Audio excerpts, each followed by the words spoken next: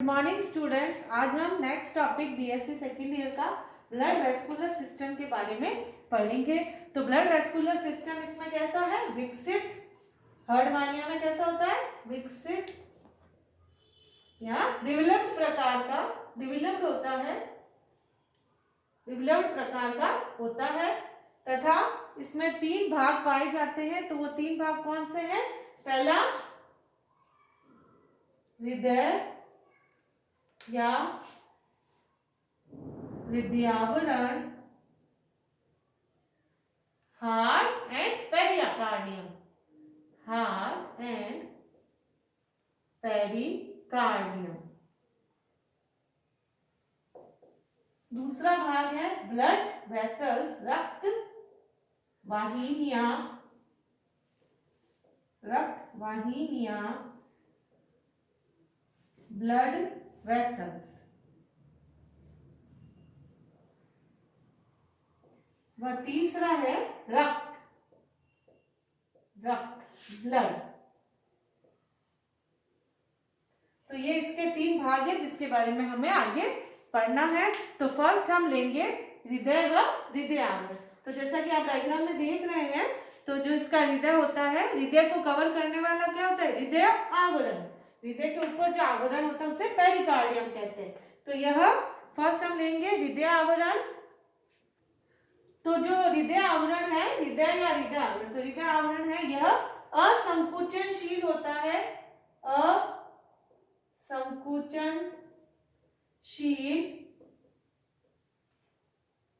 वह यह कहाँ उपस्थित है? वह दाएं जननांग के नीचे, दाएं जननांग के नीचे यह उपस्थित होता है। कौन? हृदय आवरण, हृदय आवरण व हृदय। और इसमें क्या उपस्थित है? इसमें हृदय उपस्थित है। जो आप देख लीजिए एकदम जो मसल लेयर्स हैं, जो पेशियां हैं, वह फोल्ड हो के, ऐसे फोल्ड हो के ये इसको हृदय को बना देती है। और हृदय क्या है? इसका मटर के दाने के समान होता है। हृदय मटर के दाने के समान छोटा सा उपस्थित होगा, बिल्कुल ही छोटे आकार का होगा, मटर के दाने के समान। तथा यह बहुत सारे फोल्डिंग्स से बनता है। हृदय किससे बनेगा? बहुत सारी मसल फोल्डिंग्स से बनता है। तथा इसमें क्या है? ये क्या करता है? यह जो रक्त बह रहा है उसको नियंत्रित करता है और यह रक्त के बहाव को पूरा अपने नियंत्रण में रखता है। और इसके चारों ओर क्या उपस्थित है? पेरिकार्डियम उपस्थित होता है और यह दाएं जननांग के नीचे उपस्थित है पूरा हृदय व हृदय आवरण। तो नेक्स्ट हम ब्लड वेसल्स के बारे में पढ़ेंगे। तो नेक्स्ट इसका हम सेकंड लेंगे रक्त वाहिनियां इन हर्डमानिया में ब्लड वेसल्स। तो ये इसमें 4 इंपॉर्टेंट ब्लड वेसल्स है। पहली है सबसे बड़ी अधर महाधमनी, अधर महाधमनी, वेंट्रल ऑर्टा। दूसरी है पृष्ठ महाधमनी, पृष्ठ महाधमनी, डोर्सल ऑर्टा, जो पृष्ठ साइड में उपस्थित है। तीसरी है श्वसनी आंतरिक वाहिनी, श्वसनी आंतरंग वाहिनी, ब्रैंकियोविसरल वेसल।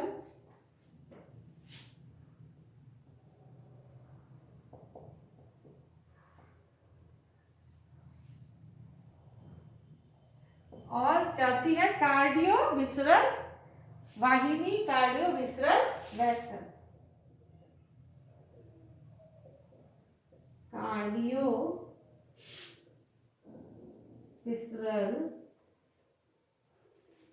वाहिनी, कार्डियोविसरल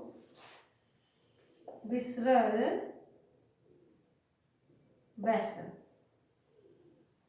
तो आप इसमें देखिए ये 4 इंपॉर्टेंट आपको लर्न करके रखनी है। अधर महाधमनी वेंट्रल ऑर्टा, पृष्ठ महाधमनी डोर्सल ऑर्टा, श्वसनी आंतरंग वाहिनी, ब्रैंकियोविसरल वेसल व कार्डियोविसरल वेसल। तो ये आप देखिए डायग्राम है ब्लड वेस्कुलर सिस्टम का। तो जैसा कि मैंने आपको बताया इसमें 4 इंपॉर्टेंट वेसल्स हैं। तो पहले ये देखिए वेंट्रल वेसल या अधर महाधमनी, ये देखिए यहाँ से स्टार्ट होके यहाँ तक जा रही है। दूसरा है पृष्ठ महाधमनी, ये देखिए ये वाली है। तीसरी है ब्रैंकियोविसरल वेसल, ये पृष्ठ महाधमनी से जुड़ी हुई है आगे की तरफ। और कार्डियोविसरल वेसल जो हार्ट में उपस्थित होती है। तो पहला हम लेंगे वेंट्रल अधर महाधमनी या वेंट्रल वेसल, अधर महाधमनी।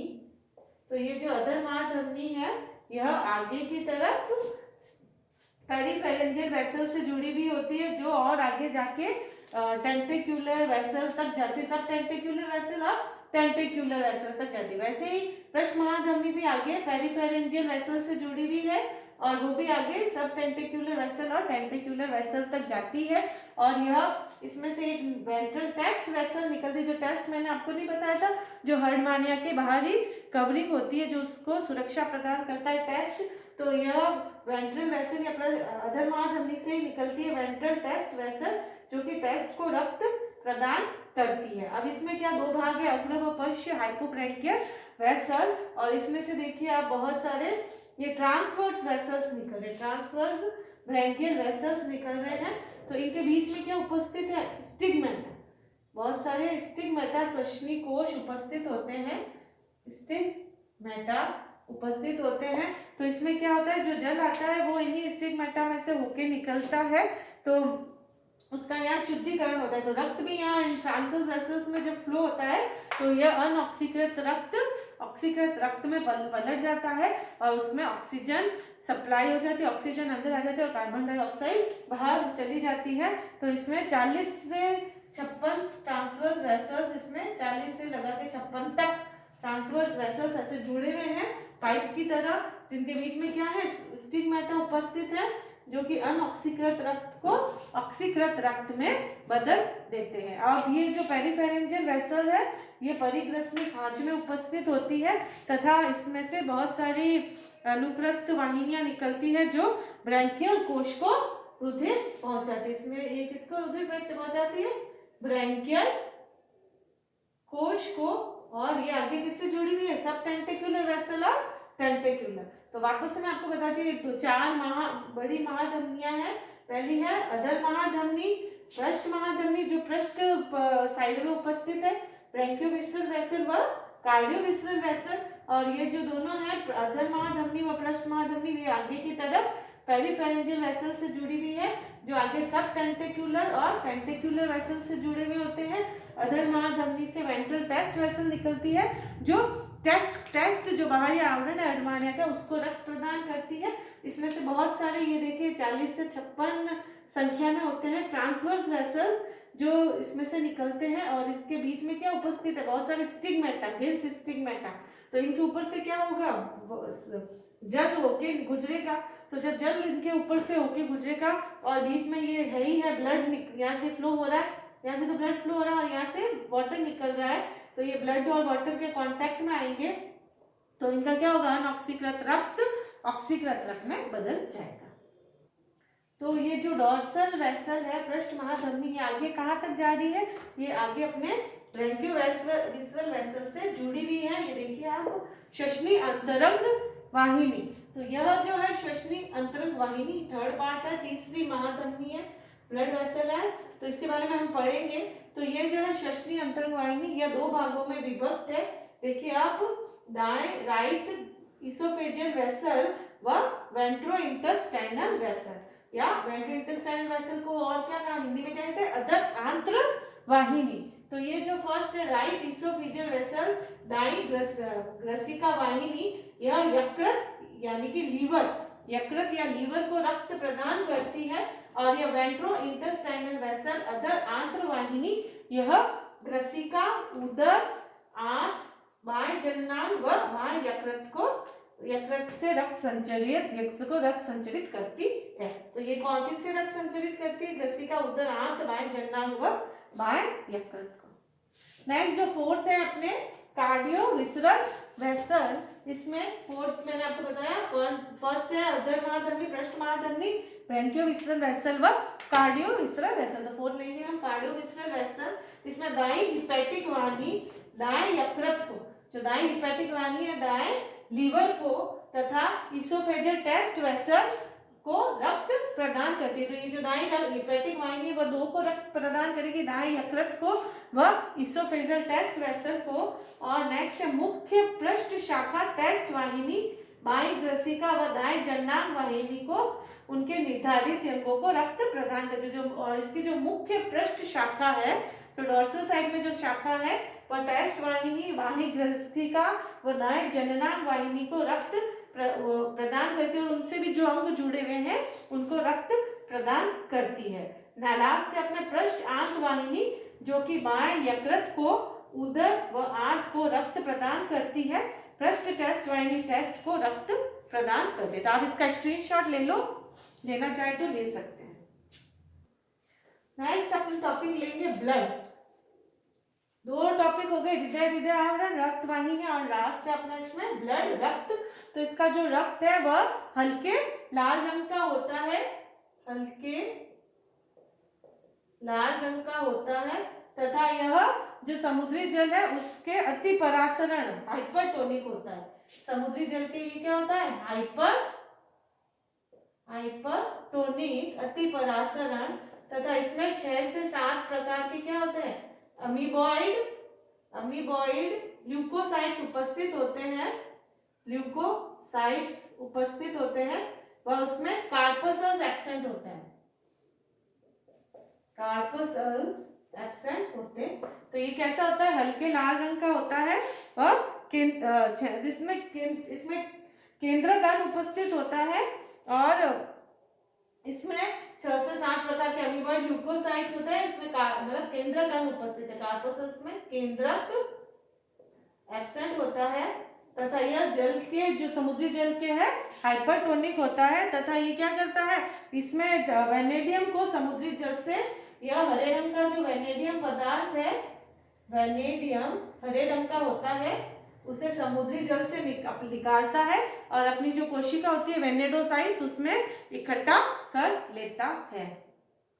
नेक्स्ट है इसमें course of circulation. Course of circulation में क्या होता है कि जो धमनियां व शिराएं हैं वह अपना रोल, अपना जो स्ट्रक्चर है, रोल है अपना जो है वो बदलती रहती हैं। तो कभी वह धमनियों का रोल प्ले करेगी, कभी वह शिराओं का रोल प्ले करती हैं। तो इसमें जो पहली है हृदय। अब जब हृदय वेंट्रोडोर्सली धड़कता है तो अधर महाधमनी ऑक्सीजन युक्त रक्त इकट्ठा करिए। जो अधर जब वेंट्रोडोर्सली धड़केगा हृदय यहाँ मटर के दाने के आकार का, तब ये अधर महाधमनी ऑक्सीजन युक्त रक्त को इकट्ठा कर किसमें डाल देगी? इसमें कार्डियो विसरल वेसल में यह इसको डाल देगी, पंप कर देगी। और तो मतलब इसमें भी ये पंपिंग होगी और ये इसको पंप कर देगी और वहां से कार्डियो विसरल वेसल हार्ट से ये विभिन्न अंगों में ऑक्सीजन युक्त रक्त प्रवाह होने लग जाता है और अनऑक्सीकृत रक्त इकट्ठा कर, और अनऑक्सीकृत रक्त कहाँ इकट्ठा होगा? यहाँ ब्रैंकियो विसरल वेसल में, श्वसनी आंतरंग वाहिनी में इकट्ठा होता है और इसे कहाँ पहुंचाया जाता है? डोर्सल वेसल, पृष्ठ महाधमनी में। तो यहाँ तो ऑक्सीजन युक्त रक्त फ्लो हो रहा है और यहाँ पर अनऑक्सीकृत रक्त फ्लो हो रहा है। अभी अनऑक्सीकृत रक्त यहाँ से जब बीच में से अनुप्रस्थ वाहिनियों से निकलता है, ये देखिए इतनी सारी मैंने आपको बताई ना, 40 से 56 अनुप्रस्थ वाहिनियों से निकलेगा, तभी अनऑक्सीकृत रक्त किसमें बदल जाएगा? ऑक्सीकृत रक्त में बदल जाएगा। तो यह श्वसनीय आंतरिक वाहिनी इससे पृष्ठ महाधमनी को पहुंचाती है जहां पर यह अनुप्रस्थ वाहिनियों द्वारा ऑक्सीकृत किया जाता है। तो इसके बीच में मैंने आपको बताया स्टिग्मेटा उपस्थित होते हैं जो जिसमें से वाटर फ्लो होता है और वो वाटर से ये ऑक्सीजन ले लेंगे, तो ये अनऑक्सीकृत रक्त किसमें बदल जाएगा? ऑक्सीकृत रक्त में। तो ये आज कंप्लीट है, आप इसका स्क्रीनशॉट ले लीजिए और यह ब्लड वेस्कुलर सिस्टम हर्टमानिया का कंप्लीट हो गया। Thank you.